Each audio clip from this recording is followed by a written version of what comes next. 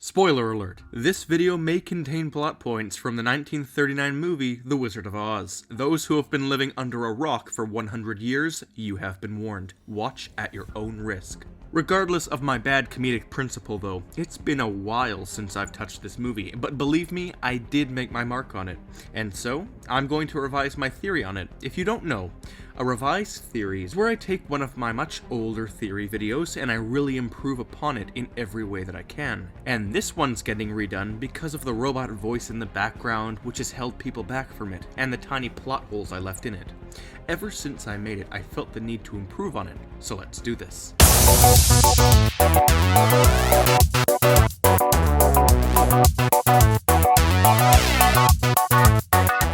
Hello, I'm the Theorizer. Let's start the revision by, like always, re-explaining my old theory, and believe me, it's a good one. Although it does take some considerably large leaps. Is Oz a real place, or is it all Dorothy's dream?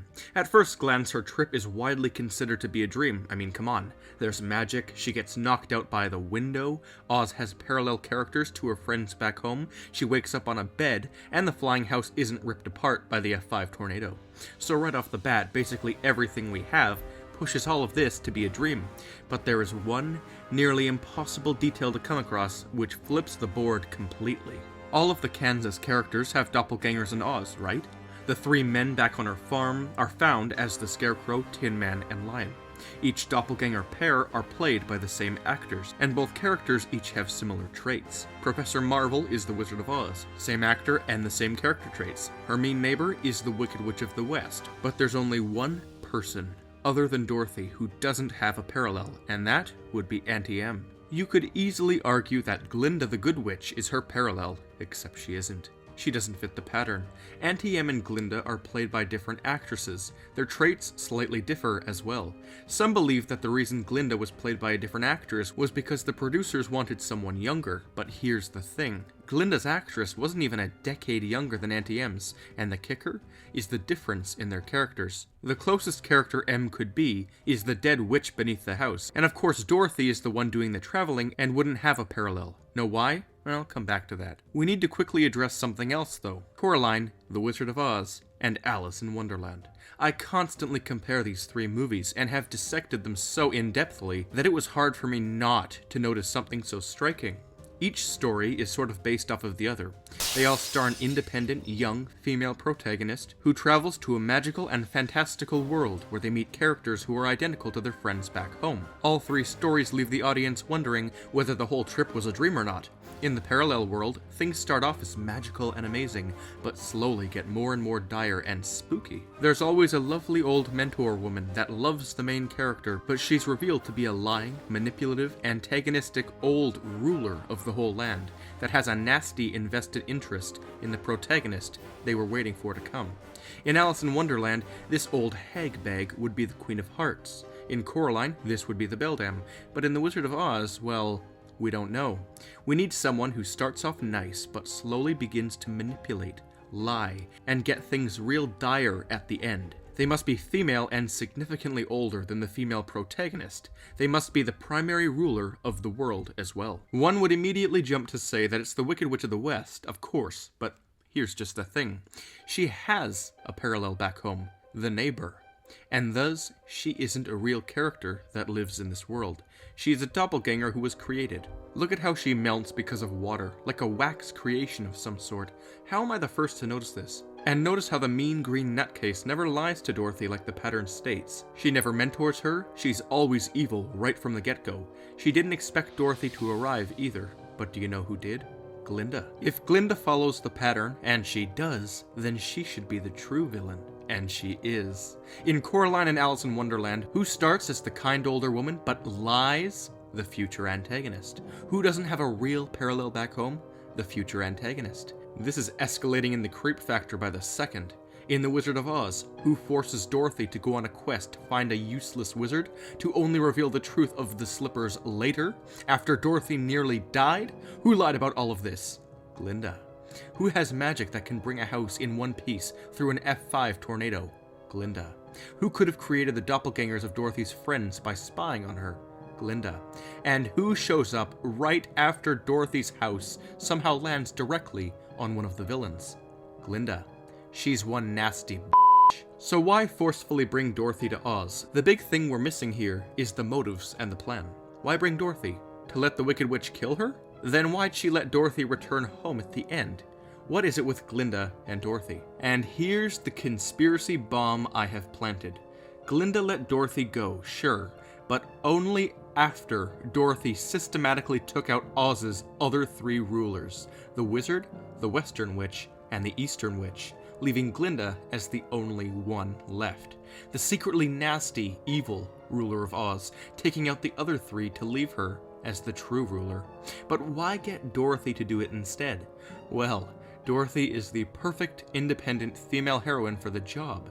And if someone else does Glinda's dirty work, her nice, pretty, non-sinister image will be kept in the eyes of the Munchkins, the only real inhabitants of Oz, who were only terrified by the evil witch who attacked them. The good witch swoops in, saves the day, and nicely sends the heroine home. She's fit for the ruler in their eyes. She's also rather careless and cruel. She desecrates the Eastern Witch's body by shriveling up her legs. She then taunts the Western Witch about her sister's death, and begins to condescendingly make fun of her. But then later in the movie, take a look at this. Simply notice how odd it is that the wizard leaves in an uncontrollable hot air balloon. He just floats up and away out of control. It's so bizarre. And we see that the Tin Man was the one who let the rope go, letting the balloon just fly away, and that really makes no sense. He knows what he's doing. Dorothy has literally just jumped out of the balloon, and the Tin Man unties the rope from its post and lets it go, just like that. It's so weird. There is no explanation unless he's a villain of some sort, or someone is forcing him to do it.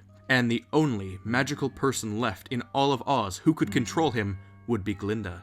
And this is besides the fact that he is likely her creation anyways, so naturally he'd be obedient. But then Glinda shows up one scene later. She was right nearby the whole time, so we know that she'd have a part in all of this. Need I remind you that after the wizard gets into the air and Dorothy asks him to come down, he says he doesn't know how the balloon works? Really?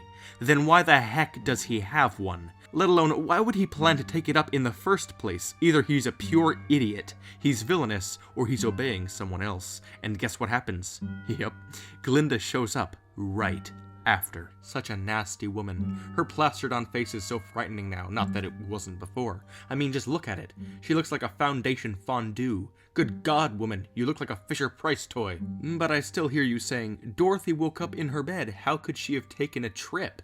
And to that I say, she didn't. It wasn't a dream. She did actually go there, but not physically. Oz is a place, a real one, and it was her spirit, not body, that traveled there.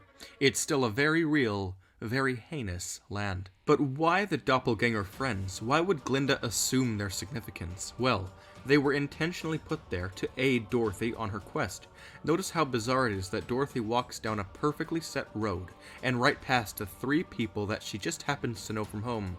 They are there to further subliminally reassure her to take out Glinda's other creations. They are there to push Dorothy to fight for something other than herself, to really force her into doing things like finding the wizard and killing the witch, to let the Munchkins see Glinda as a fitting ruler. This manipulative maniac. She seems very adamant about becoming a ruler. I mean, just look at her flamboyant crown. That thing could reflect gamma rays. And the Green Witch dies from melting due to water, sure. But even though she's fake, that water shouldn't be enough to melt her. I think Glinda aided with that a little bit. And finally, the reason Dorothy does not have a doppelganger. She's the only one who is traveling to this world. She's the one Glinda needs to do her tasks. She's the only person without a parallel, meaning this so-called parallel world has an anomaly. Something rather strange, don't you think? Well, it isn't strange when you consider my theory. And because I'm sure there'll be plenty of skeptics out there, I still have so much more evidence that Glinda is the villain trying to manipulate the Munchkins. Back when we first meet Glinda, we see something odd right off the bat. She steals the Eastern Witch's shoes and then puts them on Dorothy's feet. But when the Western Witch arrives and wants the slippers, Glinda has put protection on them. The witch can't steal them. And this is all the stuff we see happen. But then, when the witch gets angry and says she wants them, Glinda tells Dorothy, Keep tight inside of them. Their magic must be very powerful, or she wouldn't want them so badly. She's acting like she doesn't know what the shoes are capable of, right after she has stolen them and put them on Dorothy. And then at the end, she also reveals what they do. So why play it up like this? Why act so blissfully ignorant? Skipping ahead to the death of Greenie, the witch says something odd as well. She says, "You cursed brat! Look what you've done! I'm melting! Melting! Oh, what a world! What a world! Who would have thought a good little girl like you could destroy my beautiful wickedness? Ah, the moon!" It's almost like she's acting up, trying to melt. And I mean, duh, of course she's acting. It's a movie, but that's not what I mean. The woman who plays the Wicked Witch of the West, she changes in this scene. And she never changes her acting style anywhere else in the whole movie, just when she's dying. And it isn't her acting either, it's the way it was written. How odd. Skipping ahead again to a different part, we see another strange thing. When the Tin Man asks Glinda why she didn't tell Dorothy about the slippers earlier, Glinda's excuse this whole time is that she wanted to teach Dorothy a lesson. And what was that lesson? It was not to stray far away from your home, to not wish to go over the rainbow. I'm not buying it at all. Although this so-called lesson she taught her does have a certain effect, as if she's implying that Dorothy dare not return to Oz. Creepy. But hold up. Hold up, hold up, hold up. Glinda said that she was trying to teach Dorothy a lesson. Two things. One, how the heck would Glinda know that Dorothy needed to learn anything unless she'd been spying on her? And two, what if Dorothy hadn't come here at all? Glinda withholds the slippers from her to teach her a lesson, but none of this makes sense. It just doesn't even come close to adding up. The only two explanations for any of this is, one, that it's a dream, or two, it's everything I've been saying it is. And with the countless new chunks of evidence I've been presenting for the past 10 minutes, it's now more likely than not to be a real trip. I also have more on Glinda's lies. She says whenever she suddenly appears, it is because she was called by the Munchkins. Okay, so first of all, how the heck do they call her? And two, that's a blatant lie. The final time she appears is right when the balloon flies away, but nobody could have called her in that short time. No Munchkin calls her. They all stay right there watching the balloon. Yet she shows up directly after it floats off. She was there the whole time, and she's a liar. And I have one final huge piece of evidence that it was Glinda who brought Dorothy here. When Dorothy is using the shoes to warp home, Glinda waves her wand over Dorothy's head. It isn't the shoes at all. Glinda is using them as a distraction. Look at her wand in this clip and tell me that she isn't the one teleporting Dorothy. And do you know what this means? She's also the one who brought her in the first place. And why is she pinning her magic on the shoes? Once again, to convince the Munchkins of her queenliness. I don't know how much more I need to give to convince you. Just take one good look at Oz after this video and you'll see just how surreal and ridiculously over the top certain aspects are. And it's not due to the way it was shot, directed, or written. It's because of the underlying plot. So that is my extensive, sort of, maybe a little bit out there take on The Wizard of Oz. I know tons of people question my mindset when I theorize on almost 80-year-old movies, but oh well, everyone's seen them, so everyone can relate to my ideas. I hope you enjoyed this theory of mine, I sure do. Why not check out my other channels, one where I game, and one where I tell an intricate story that needs to be pieced together. Until next time, I'm Glinda!